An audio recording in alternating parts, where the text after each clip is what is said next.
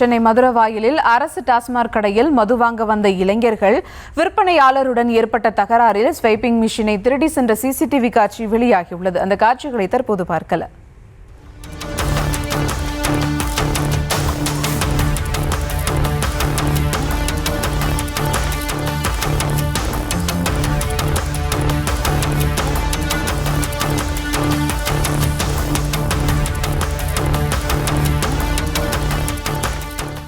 இது குறித்து மேலும் விவரங்களோடு இணைகிறார் செய்தியாளர் ஜெய்ஹரீஷ். வணக்கம் ஜெய்ஹரீஷ், விவரங்கள்.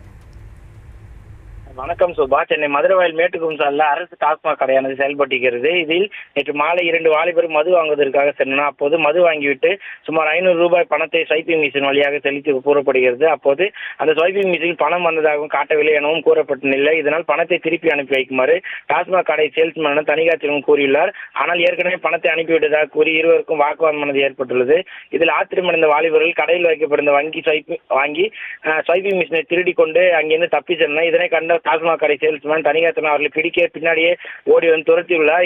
இருந்த போதிலும் இருவரும் அங்கிருந்து இருசக்கர வாகனத்தை தப்பிச் சென்றனர். இந்த காட்சிகள் அங்குள்ள சிசிடிவி கேமராவில் பதிவாகி இது குறித்து தணிகாச்சலம் மதுரவாயல் காவல் நிலையத்தில் புகார் அளித்த பேரில் காவல்துறை 2 வாலிபர்களும் தேடி வருவது குறிப்பிடத்தக்கது. சுபா,